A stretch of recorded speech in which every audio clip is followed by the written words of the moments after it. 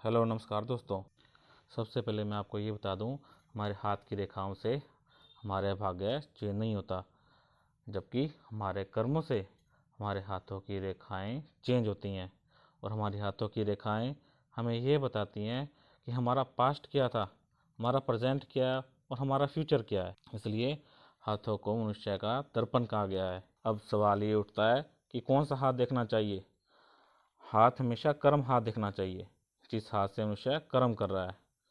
अगर वो left hand से कर्म करता है तो लेफ्ट हैंड देखना चाहिए, अगर वो राइट हैंड से कर्म करता है तो राइट हैंड देखना चाहिए। परंतु साथ में दोनों हाथ देखने चाहिए। क्यों? क्योंकि कई बार हमारे जो कर्म हाथ है, जैसे मान लो कि एक व्यक्ति राइट हैंड से कर्म करता है, उसके राइट हैंड पे जीवन रेखा आधी है। इसका मतलब है कि यहाँ उसकी सडनली एक्सीडेंट से मृत्यु होगी। परंतु नहीं, अगर लेफ्ट हैंड में उसकी जीवन रेखा पूरी है तो यहाँ उसकी मृत्यु नहीं होगी।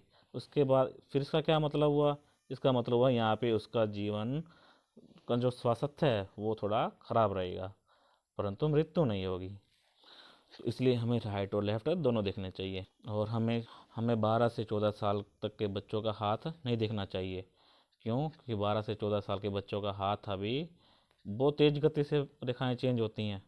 बहुत उसके बाद ही परिपक्व हो जाता है, जब स्पष्ट रूप से दिखने लगे तभी उनका हाथ देखना चाहिए।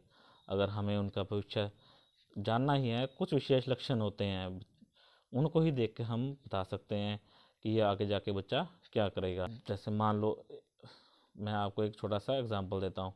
अगर बच्चे के हाथ गोडों तक आते हैं, मतलब लंबे बाजुओं लंबी भुजाएं हैं, तो इसका मतलब वो महान आदमी होगा।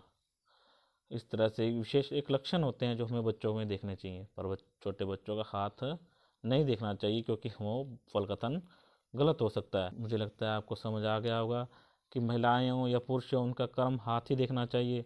अगर वो लेफ्ट हैंड से कर्म करते हैं तो लेफ्ट हैंड, राइट हैंड से कर्म करते हैं तो राइट हैंड। परंतु एग्जैक्ट निर्णय देखने के लिए हमें दोनों हाथों का देखना आवश्यक है। इसलिए हमें दोनों हाथों को ही देखना चाहिए। अब सवाल ये उठता है, जिनके दोनों हाथ नहीं है, क्या उनका भाग्य नहीं है? नहीं, भाग्य है, पर दिखाता है। हाथों के अनुसार भाग्य नहीं चलता। हाथ एक दर्पण है जो कि एक बताता है कि आपकी स्थिति क्या है। वीडियो में हम देखेंगे कि किस तरह से हस्तरेखाओं से हम अपनी शिक्षा के बारे में, कार्य के बारे में, कौन सा कार्य हमें करना चाहिए, कौन सा नहीं करना चाहिए, हमारी पदोन्नति होगी या नहीं होगी, हमारी पदोन्नति होगी तो कब होगी, हमारी फाइनेंशियली कंडीशन कैसी रहेगी, हमारी मैरिड लाइफ कैसी रहेगी, हमारे बच्चे कितने होंगे, और बच्चे बड़े होकर क्या करेंगे, हमारे स्वास्थ्य कैसा रहेगा, हमारी यात्राएं हम लंबी कर पाएंगे या नहीं कर पाएंगे। और साथ में इनके उपाय भी जानेंगे कि किस तरह से हम अपने भाग्य को चेंज कर सकते हैं। भाग्य को चेंज करने की 3 ही एक साधन होते हैं: कर्म, योग और दान। अच्छे कर्म करो, योग लगाओ, मेडिटेशन करो और दान करो।